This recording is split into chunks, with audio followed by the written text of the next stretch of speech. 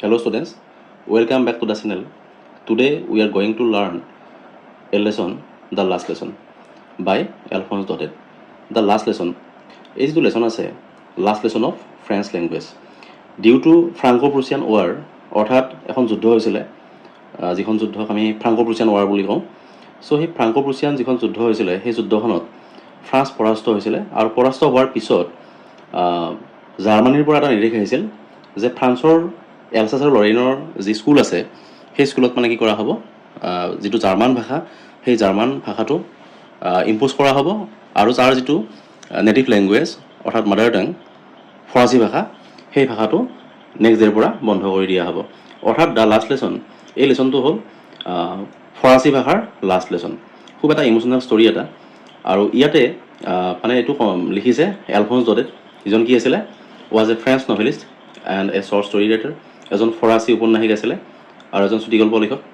The last lesson is set in the days of the Franco-Prussian war 1870-1871। মই ক'লোৱে যে last lesson ইয়াৰে যিটো পটভূমি সেইটো একচুৱেলি কিহক লৈ, যিখন ফ্ৰাংকো-প্ৰুছিয়ান ৱাৰ হৈছিলে, অৰ্থাৎ ফ্ৰান্স আৰু প্ৰুছিয়াৰ মাজত যিখন যুদ্ধ হৈছিলে। প্ৰুছিয়া মিনছ বৰ্তমানৰ জাৰ্মানী, in which France was defeated by প্ৰুছিয়া।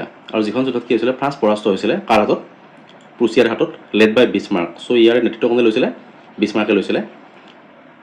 প্ৰুছিয়া then কনচিষ্টেড of what নাও are the nations of Germany, Poland and parts of Austria. অৰ্থাৎ প্ৰুছিয়া সেই সময়ত কেইখনমান নেশ্যন লগ লাগি কিনে প্ৰুছিয়া বুলি কোৱা হৈছিলে।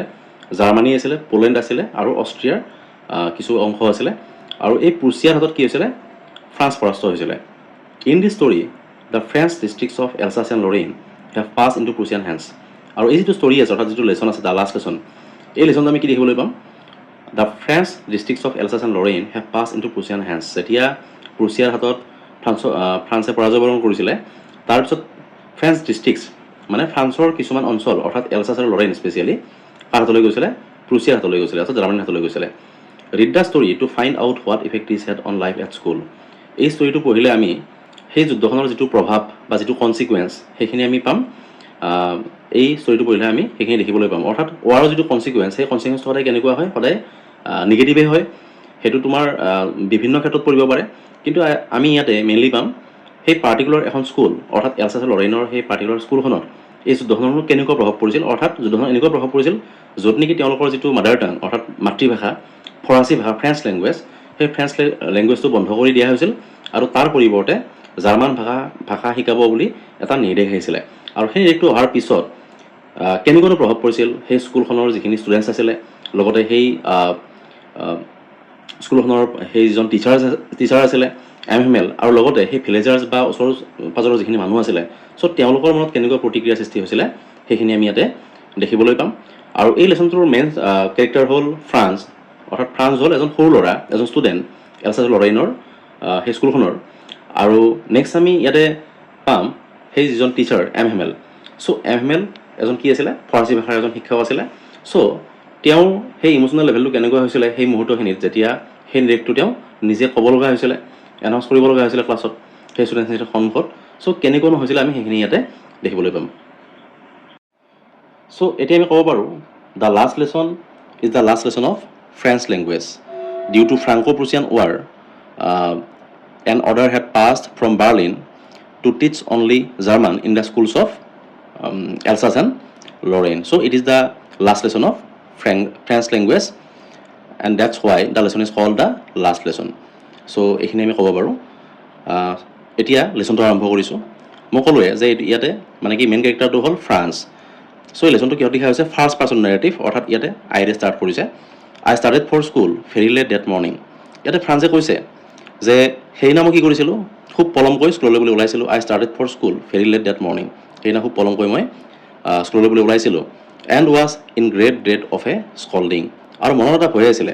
আৰু ফ্ৰান্স যিটো কেৰেক্টাৰ, চ' ফ্ৰান্স নামৰ যিজন ল'ৰা, সেই ল'ৰাজন কেনেকুৱা আছিলে, ইৰেগুলাৰ, যি ভালকৈ পঢ়া শুনা নকৰে, স্কুলত যাতে তাৰ প্ৰায় মানে পলম হৈছিলে। আৰু স্কুলত সেইদিনা একচুৱেলি সিহঁতক পাৰ্টিচিপেলৰ বিষয়ে প্ৰশ্ন সোধাৰ কথা আছিলে, যিটো সি কৰা নাছিলে, প্ৰিপেয়াৰ কৰা নাছিলে। আৰু যাৰ কাৰণে কেনেকুৱা আছিলে, সি কৈছে ইয়াতে and was in great dread of a scolding. আৰু মনত ভয় আছিলে, কিহৰ ভয়, গালি খোৱাৰ ভয়। কাৰণ কিয়, specially because M L had said that he would question us on participles. কাৰণ কিয়, সিহঁতৰ যিজন টিচাৰ MML, চ' MML সিহঁতক কি কৈছিলে, হি would question us on participle, অৰ্থাৎ আমাক পাৰ্টিচিপলৰ বিষয়ে প্ৰশ্ন সোধাৰ কথা আছিলে।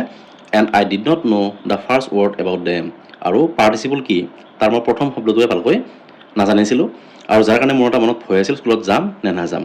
For a moment I thought of running away and spending the day out of doors, আৰু কিছু মুহূৰ্তৰ কাৰণে মই ভাবিছিলোঁ যে গোটেই দিনটো মই কি কৰিম, মই বাহিৰত কটাই দিওঁ আৰু মই স্কুলত নাযাওঁ। It was so' warm so' bright, কাৰণ কিয় বতৰটো খুব ধুনীয়া আছিলে, চ' ৱাৰ্ম অলপমান গৰম আছিলে, চ' ব্ৰাইট মানে খুব ফৰকাল আছিলে বতৰটো, খুব ধুনীয়া আছিলে। The birds were chirping at the edge of the woods, আৰু কি হৈছিলে হাবিত মানে কি কৰি আছিলে, the birds were chirping means কোলাহল কৰি থকা। তো চৰাইবিলাকে কি কৰি আছিলে, at the edge of the woods, অৰ্থাৎ হাবিয়নিৰ মাজত চৰাইবিলাকে কোলাহল কৰি আছিলে। And in the open field back of the sawmill means এটা কাঠৰ মিল আছিলে, আৰু সেই কাঠৰ মিলটোৰ পিছফালে এখন মানে মুকলি ঠাই আছিলে, তাত কি কৰি আছিলে, দ্য প্ৰুচিয়ান চলজাৰ্ছ ৱেৰ ড্ৰিলিং, সেই প্ৰুচিয়াৰ যিবিলাক সৈন্য, চ' সেইবিলাক কি কৰি আছিলে, ড্ৰিলিং মানে হ'ল যিটো যুদ্ধৰ আখৰা কুচকাৱাজ, চ' ড্ৰিলিং কৰি আছিলে। It was all much more tempting than the rule for participles, আৰু মই ভাবিছিলোঁ এই সকলোবিলাক কেনেকুৱা আছিলে, it was all much more tempting means attractive, আকৰ্ষণীয়, চ' বেছি আকৰ্ষণীয় আছিলে, বেছি ভাল লগা আছিলে, কাৰণ কি স্কুলত গৈ টিচাৰক কি কৰিব লাগিব, গালি শুনিব লাগিব, পানিছমেণ্ট দিব টিচাৰে পাৰ্টিচিপলৰ উত্তৰ দিব নোৱাৰিলে। চ' এইবিলাক বেছি মোৰ কাৰণে কেনেকুৱা আছিলে, দেন দ্য ৰুল ফৰ পাৰ্টিচিপলৰ সেই নিয়মবিলাকতকৈ এইবিলাক বেছি মোৰ কাৰণে এট্ৰেক্টিভ আছিলে। But I had the strength to resist, কিন্তু যিমান যি নহওক মনলৈ এইবিলাক ভাৱ আহিছিল যদিও, but I had the strength to resist, এইবিলাক বাধা দিব পৰা ক্ষমতা মোৰ আছিল। And hurried off to school, আৰু খুব বেগাবেগি কৰি হাৰিড অফ টু স্কুল, খুব বেগাবেগি কৰি বুলি মই স্কুলত যাব ওলাইছিলোঁ।